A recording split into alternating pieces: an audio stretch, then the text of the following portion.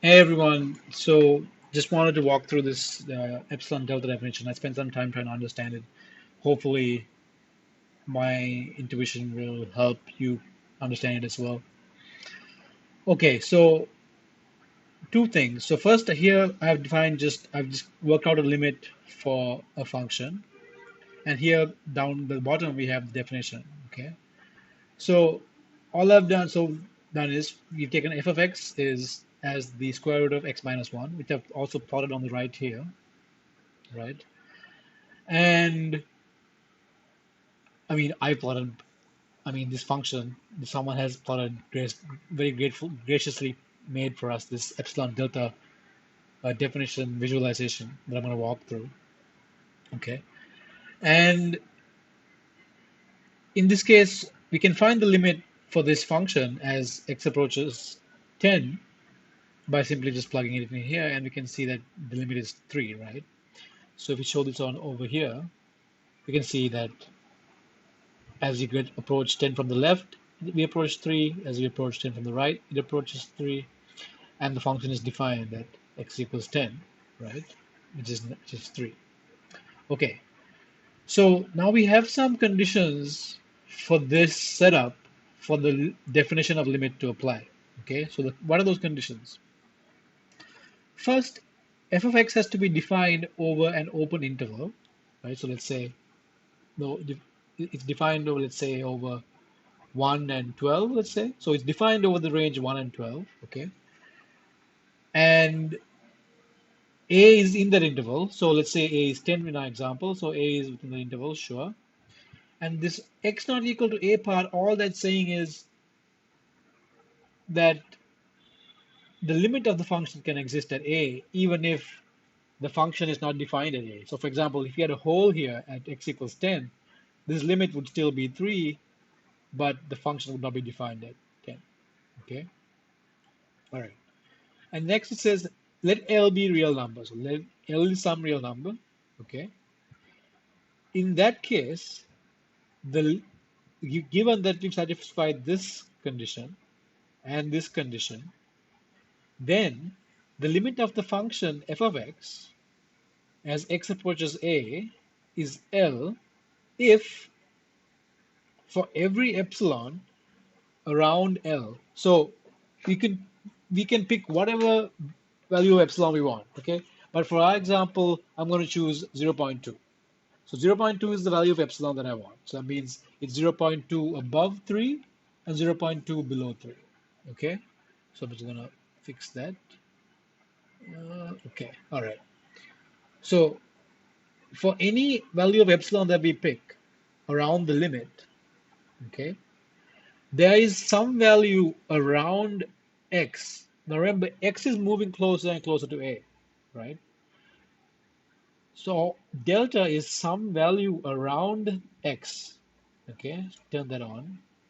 So delta is some value around x. So it can be big, it can be tiny, whatever. It's some value around x. Okay, such that if the distance between x as it moves, around this value a, if the distance between x and the value a is less than delta, which means a is in this interval. So, for example, in this position, a would satisfy this condition, right? The distance between x and a in this case is less than 0.7, right? And that would be the case even if you move it to the right of a. In this case, this is also satisfies this line, right? 10 is, which is a, is less than 0.7 away from x. Okay, so it's saying that for any epsilon that we so choose, in this case we've chosen 0.2, there is some interval around x such that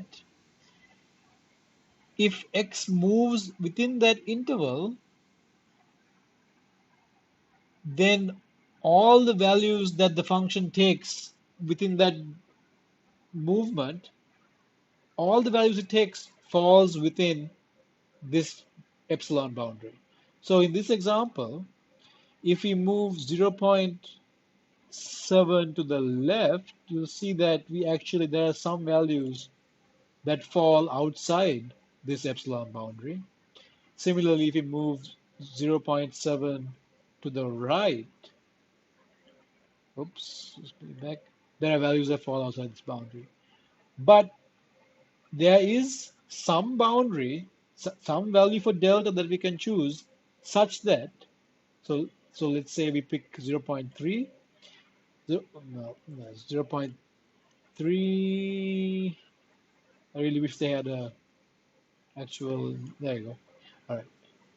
So there is some boundary such that if the distance between x and a are within that boundary, then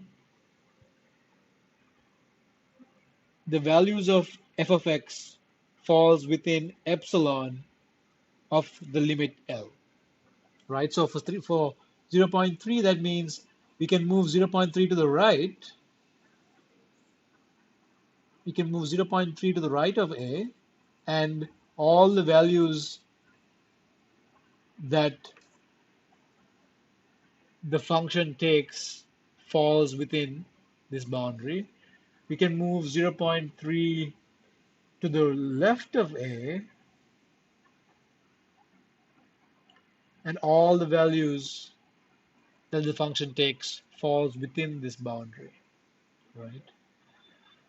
And I mean, even values outside that boundary, this is quite a large epsilon. So let's say now we want to make it smaller. Let's say tiny epsilon, 0.1. Now, if we move 0.3 to the right, to the left and right, 0.3 still works, right? But in this case, if you make it 0.5, this wouldn't be the case.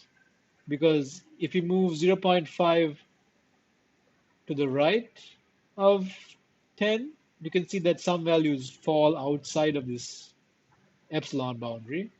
Similarly, if you move 0.3 to the right, sorry, to the left, some values fall outside. But the point is that there is some value for delta that we can choose such that moving x around that moving x around that uh, moving x around that interval always keeps the y values, the values of the function, within this boundary. That's all it's saying. Okay. So for example, if we change this epsilon to 1.1, then we can pick a much bigger delta, right? Because all of those values, so for example, we could move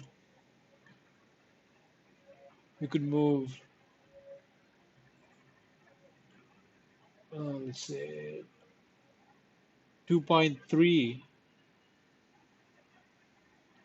we can move 2.3 to the left of 10, and all the values of the function still fall within epsilon of the limit.